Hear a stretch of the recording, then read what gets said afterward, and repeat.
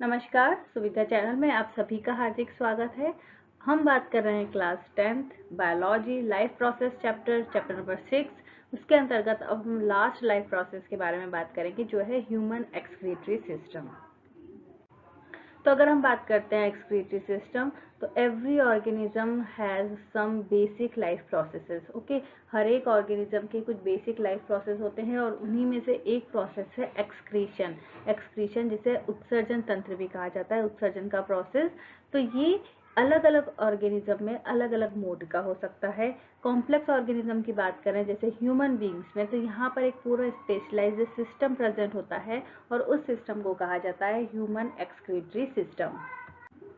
तो पिछली कुछ वीडियोस में जब हमने डाइजेशन प्रोसेस की बात की थी, तो हमने ये बात की ही थी कि all the organisms obtain nutrients from different sources, और उसके बाद क्या होता है, उसका मेटाबॉलिज्म होना स्टार्ट होता है, डाइजेशन प्रोसेस स्टार्ट होता है, और डाइजेशन के बाद कुछ जो सब्सटेंसेस ह्यूमन के लिए यूज़फुल हैं वो सेल्स में ट्रांसपोर्ट किए जाते हैं। लेकिन ऐसा नहीं है कि सारे के सारे मटेरियल, सारे के सारे सब्सटेंसेस यूज़फुल होंगे। There are some materials which are harmful, which are toxic substances, और उन टॉक्सिक सब्सटेंसेस का अगर एक्यूमुलेशन होगा बॉडी में, so that will be very harmful. तो उसके लिए क्या होता है, एक प्रोसेस होता है जिसके थ्रू जितना भी मेटाबॉलिक वेस्ट है उसको बॉडी से बाहर निकाला जाता है, और उसी प्रोसेस को एक्सक्रीशन सिस्टम कहा जाता है, या फिर हम उसे उत्सर्जन तंत्र कहते हैं।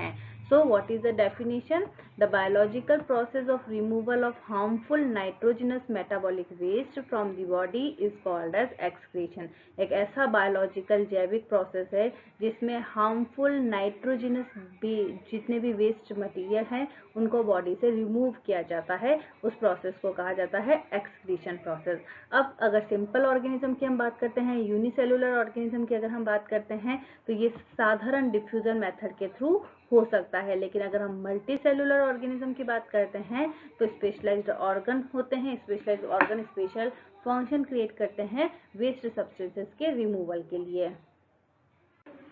अगर हम बात करते हैं एक्सक्रीशन इन डिफरेंट ऑर्गेनिज्म, तो अगर हम बात करें अमीबा की, तो अमीबा जो कि एक यूनिसेलुलर ऑर्गेनिज्म है, उसमें डिफ्यूजन के माध्यम से उसकी बॉडी सर्फेस से बाहर जो सराउंडिंग वाटर है वहाँ पर वेस्ट मटेरियल का डिफ्यूजन होता है। अगर हम लोअर मल्टीसेलुलर ऑर्गेनिजम्स की बात करें जैसे कि फ्लैट वॉर्म, तो उनमें प्रेजेंट होती हैं स्पेशल सेल्स जिन्हें कहा जाता है फ्लेम सेल्स। याद रखिएगा, फ्लेम सेल कहा जाता है। इसी के साथ अगर हम अर्थवॉर्म की बात करें तो अर्थवॉर्म में प्रेजेंट होते हैं नेफ्रिडिया, जिनके थ्रू वो अब रिमूवल का प्रोसेस कंप्लीट करते हैं। और अगर हम हायर मल्टीसेलुलर ऑर्गेनिजम्स की बात करते हैं, चाहे फिश, फ्रॉग, लिजार्ड, बर्ड्स और ह्यूमंस की अगर बात करें, तो उनमें एक स्पेशल ऑर्गन प्रेजेंट होता है रिमूवल ऑफ वेस्ट मटेरियल के लिए, जो है किडनी। ओके, और इसके थ्रू वो होम्योस्टेसिस का प्रोसेस कंप्लीट करते हैं। होम्योस्टेसिस का मतलब हम कह सकते हैं इक्विलिब्रियम या फिर बैलेंस हम कह सकते हैं। It is the tendency to physiological system of higher animals to maintain internal stability of the body। तो ये इस वजह से एक्सक्रीशन का जो प्रोसेस है वो बहुत ही इम्पॉर्टेंट है लिविंग ऑर्गेनिजम्स के लिए। अब हमने बात करी रिमूवल ऑफ नाइट्रोजिनस वेस्ट। तो नाइट्रोजिनस वेस्ट जो है वो 3 प्रकार का हो सकता है, उसके 3 टाइप के प्रोडक्ट हो सकते हैं। एक होता है अमीनोटैलिक, तो इसी हिसाब से ऑर्गेनिजम्स को भी डिवाइड किया है। अमीनोटैलिक ऑर्गेनिज्म ऐसे एनिमल होते हैं जो कि वेस्ट मटेरियल के रूप में अमोनिया को एक्सक्रीट करते हैं। So when animal excrete ammonia then they are called as ammonotelic. For example amphibians and bony fishes, तो इनका जो वेस्ट मटेरियल होता है वो क्या होता है, ammonia. So they are called as ammonotelic. Second है ureotelic. Ureotelic it means they excrete urea. Okay, so they are called as ureotelic. Example sharks, alligators और other mammals and man। और तीसरा होता है uricotelic. Uricotelic means if uric acid is used for excretion then they are called, these organisms are called as uricotelic।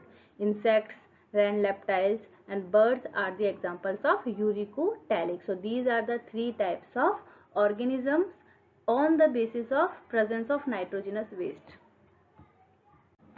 अब अगर हम human body की भी बात करते हैं तो एक्सक्रीटरी जो पार्ट हैं वो सिर्फ किडनी ही नहीं है, इसके अलावा भी कुछ पार्ट्स हैं जिन्हें हम डिफरेंट मोड ऑफ एक्सक्रीशन कह सकते हैं, और वो सब एक्सक्रीटरी पार्ट के अंदर आएंगे। जैसे सबसे पहला पार्ट है लंग्स। तो लंग्स क्या करते हैं? लंग्स का काम क्या है? कार्बन डाइऑक्साइड को बॉडी से बाहर निकालना।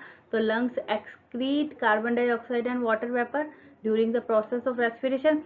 हम इनहेल कर रहे हैं और साथ में हम एक वेस्ट प्रोडक्ट जो कि कार्बन डाइऑक्साइड है उसको एक्सहेल कर रहे हैं। तो lungs are the example of one type of excretory organ. Second is skin. Skin removes urea, salts and excess water as sweat. ठीक है, पसीने के रूप में क्या होता है, हमारी बॉडी से जितना भी एक्सेस वाटर है या सॉल्ट है या यूरिया है वो बॉडी से बाहर निकलता है। स्वेट ग्लैंड्स प्रेजेंट होती हैं।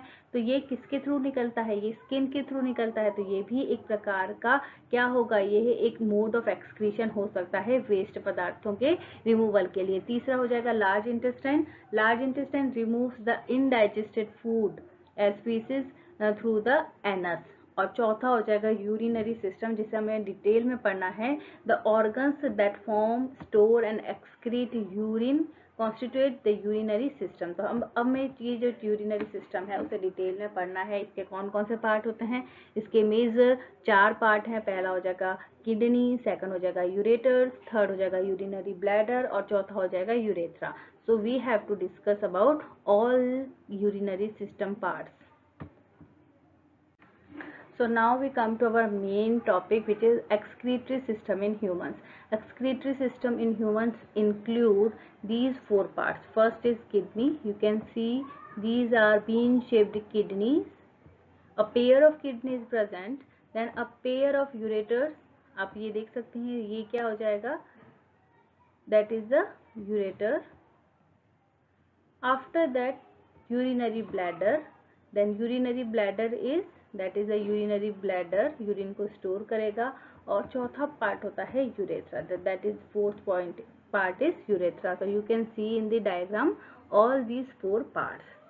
This is known as urinary system. So excretory system is also called as urinary system.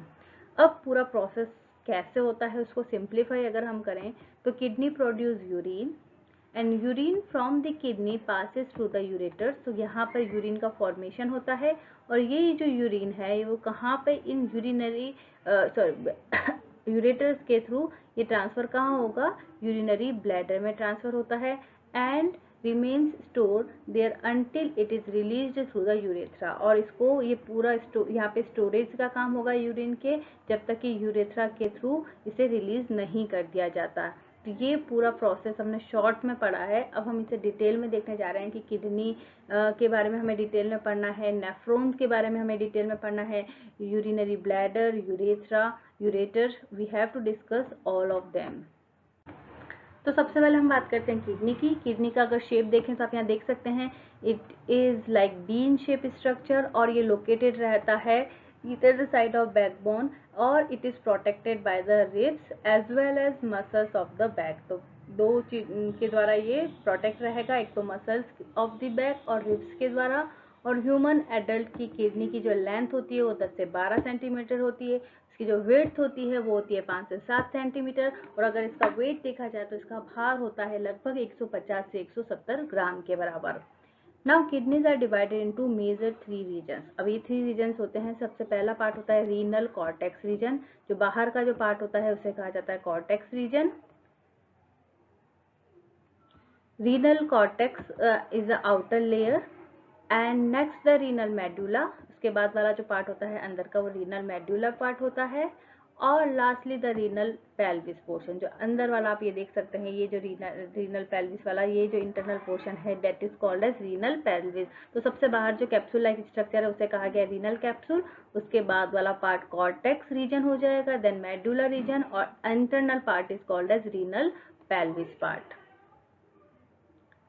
Lastly, the renal pelvis which carries the urine from the kidney to the ureter. उसका काम क्या होता है? Urine को kidney से ureter की ओर ले जाने का काम होता है. तो kidney act as excretory organ and also control the balance of water and mineral ions in the body. इसका जो एक्सटर्नल रीजन होता है it is made up of thick layer which is followed by fat. और जो medullary region होता है, it is composed of some conical masses of tissues and which lead to the pelvis. और उसका जो cortex reason होता है उसमें कुछ रैंडम अरेंजमेंट होते हैं कुछ टाइनी ट्यूब्यूल्स के, और उन टाइनी ट्यूब्यूल्स को कहा जाता है नेफ्रॉन्स। तो नेफ्रॉन जो है वो हम कह सकते हैं कि किडनी की फंक्शनल यूनिट है, सबसे इंपॉर्टेंट यूनिट अगर हम देखते हैं किडनी की तो क्या होते हैं, नेफ्रॉन होते हैं। So kidney has a structural functional unit which is called as nephron. Nephron का काम क्या होता है, nephron where the blood is filtered, तो फिल्ट्रेशन का काम किसके द्वारा होता है, नेफ्रॉन के द्वारा होता है। और ये नेफ्रॉन किसके अंदर प्रेजेंट होते हैं, ये प्रेजेंट होते हैं किडनी के अंदर। Each kidney contains million nephron, हर एक किडनी के अंदर बहुत सारे नेफ्रॉन प्रेजेंट होते हैं। उनका स्ट्रक्चर कैसा होता है, कौन सा भाग नेफ्रॉन का कॉर्टेक्स में होता है, कौन सा भाग मेडुलर रीजन में होता है, वो हम नेक्स्ट क्लास में पढ़ेंगे। बहुत बहुत धन्यवाद।